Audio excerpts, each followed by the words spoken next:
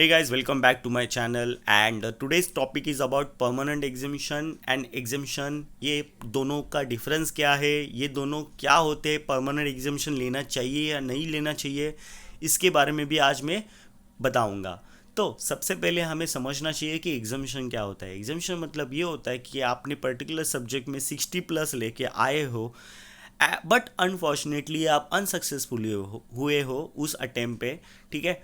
Then आप next attempt के लिए वो जो पर्टिकुलर सब्जेक्ट है जिसमें आपने 60 प्लस लेके आए हो उसका एग्जामिशन लेते हो। एग्जामिशन मतलब आप उस पर्टिकुलर सब्जेक्ट के एग्ज़ाम पे नहीं बैठते हो, ठीक है। मान लो मुझे लॉ में एग्जामिशन है तो मैं लॉ में नहीं बैठूंगा अगली बार से, ठीक है। ऐसा आप कब तक कैरी कर सकते हो? 3 अटेम्प्ट तक। ऐसा आप कब तक कैरी कर सकते हो? 3 अटेम्प्ट तक कैरी कर सकते हो। मान लो कोई स्टूडेंट होगा जिसने 3 अटेम्प्ट दे दिए हैं, फिर भी वो पास नहीं हुआ, बट फोर्थ अटेम्प्ट में आईसीए उसको क्या देता है कि भाई देख, तू पास तो नहीं हो रहा है एग्जामिशन लेके भी, तेरे को चाहिए तो ये पेपर तू परमानेंटली क्या कर सकता है, एग्जाम कर सकता है। तो जिसमें 60 प्लस होता है ना, आईसीए उसको ऑफर करता है फोर्थ अटेम्प्ट पे कि देख, तेरे को चाहिए तो तू फोर्थ अटेम्प्ट में भी एग्जामिशन ले सकता है, बट ये तेरा क्या हो जाएगा, परमानेंट एग्जामिशन हो जाएगा। मतलब ये ज़िंदगी में कभी नहीं देना है पेपर, ज़िंदगी में कभी पेपर देना नहीं है। बट इसका ड्रॉबैक क्या है? ड्रॉबैक ये है कि आपने एक बार परमानेंट एग्जामिशन क्लेम कर लिया चौथे अटेम्प्ट पे, परमानेंट एग्जामिशन क्लेम कर लिया फोर्थ अटेम्प्ट पे, तो उसके बाद सभी पेपर्स में आपको 50 प्लस चाहिए। 50 प्लस, 50 नहीं तो 50 प्लस चाहिए ही चाहिए। अगर 50 प्लस नहीं होंगे तो आप फेल कंसिडर किए जाओगे, अनसक्सेसफुल कंसिडर किए जाओगे। जैसे कि हम इस मार्कशीट में देख रहे हैं कि ये स्टूडेंट को डीटी में 62 मिला है। इनडायरेक्ट टैक्स लॉ में इसने परमानेंट एग्जामिशन क्लेम किया था, इसके लिए इसका 50 है।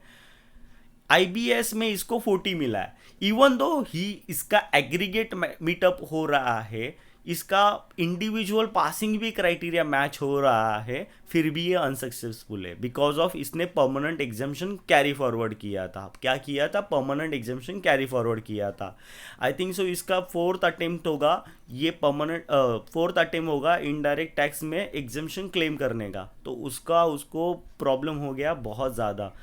एंड इट हर्ट्स अलॉट जब आप मेहनत करते हो, जब आप इतना मेहनत करते हो, बट इसकी वजह से, एक छोटे से रूल की वजह से आप फेल हो जाते हो, आप अनसक्सेसफुल हो जाते हो। फेल बोलना गलत है, अनसक्सेसफुल बोलना ज़रूरी है, क्योंकि बंदे ने मेहनत किया था, दिख रहा है। डीटी में 62, आईडीटी में भी उसने 60 प्लस ही लाया होगा, बट आईसीआई ने वो 50 एग्जामिशन कर दिया है, ठीक है। तो आपको क्या करना है कि परमानेंट एग्जामिशन बिल्कुल नहीं लेना है, 3 अटेम्प्ट तक ही कैरी फॉरवर्ड करना है, उसके बाद में बिल्कुल भी नहीं लेना है एग्जामिशन। बस इतनी सी बात है। परमानेंट एग्जामिशन को नो बोलो, मत लो एग्जामिशन। इवन दो कितना भी हार्ड पेपर हो, मत लेना एग्जामिशन, प्लीज़ प्लीज़ मत लेना। मान लो मेरी बात, देखो ये बंदे का भाई फाइनल निकल रहा था यार, सीरियसली फाइनल निकल रहा था। मतलब ये पास हो जाता ना, अभी सीए होता, ये समझ रहे हो बात को। फिर से डायरेक्ट टैक्स पढ़ना है, फिर से आईबीएस पढ़ना है, मतलब कितना झंझट मारी है।